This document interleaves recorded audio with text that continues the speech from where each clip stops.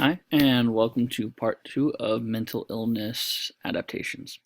So, as I was saying before, with schizophrenia, you want to make sure to reduce any stressful environment and provide students with reachable, attainable goals.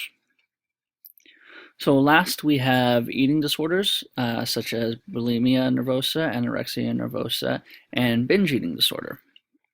These are characterized by an obsession with food, body weight, and shape. Their own personal body shape. They are students who experience this are intensely afraid of even the slightest weight gain, and their perception of their body weight or body shape and size is significantly distorted than what it actually is. Uh, these students who go through things such as bulimia tend to go on eating binges, where they'll consume a large amount of food and then expel it somehow through inappropriate behaviors such as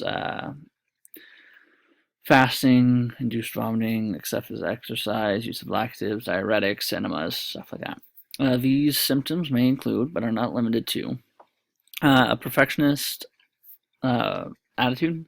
They have impaired concentration. They may be withdrawn, have impulsive, all or nothing thinking. They can be extremely depressed. They can have mood swings, self deprecating statements, irritability, tired, lethargic, anxious, have dizziness, headaches, and a lot of these are attributed to the chemical imbalance caused from such eating, overly eating and not eating. They have different problems with this, and it causes them to have these different symptoms. So, in understanding these adaptations, you must first understand that you have to refrain from any comments such as "you look terrible," "you have a bad hair day," anything that could be negative, despite it being about you or any other student. Because though these may seem playful at the time, be like, "Oh, ha ha ha, you have a bad hair day," these can be extremely hurtful and discouraging to students because they have a poor self-esteem and poor self-image of themselves that it just causes them to want to reach that perfection and change their bodies and change how they look. So many different things for like other students. You want to reduce stress and reach attainable, help them have attainable goals in a safe environment. So you want to avoid pushing students to excel beyond their capabilities. Avoid high levels of competition in the classroom, reduce stress by reducing assignments, extend deadlines, allow breaks for their work. You want to limit the trips to the bathroom. So despite allowing breaks for them, you want to make sure these are not breaks to go to the restroom to possibly partake in any of these activities that are inappropriate. Provide a distraction-free environment, provide alternatives to running around at recess or playing, maybe help them get into a good book and learn that they don't have to go around and do all this excess of exercise, and they can just sit there and read. And develop a communication with any professionals, teachers, counselors, psychologists, stuff like that, so you can help monitor the student and help monitor their health and make sure there's an eye on it and keep these students healthy and safe. And then last, you want to give possibly alternatives to presenting orally in front of students or different celebrations that involve food, because these can trigger them to have these mood swings or go back to these inappropriate, unsafe activities.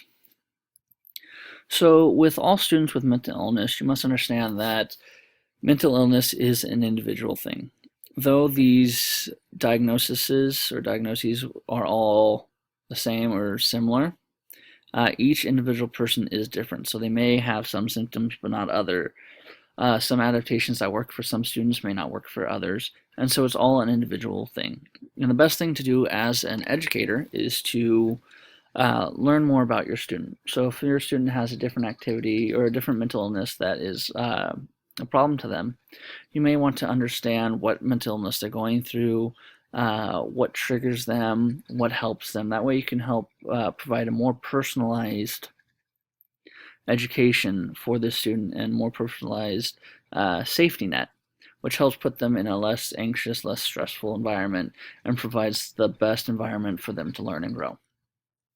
With all mental illnesses, you want to make sure that you don't do anything to trigger these mental illnesses. You want to reduce stress, have achievable goals that are good for the student, create a good rapport, and the best thing is to just educate yourself. So provided are different sites that we used for our presentation, and also other sites for just added information if you'd like to extend your knowledge. And I'd like to thank you for watching this presentation.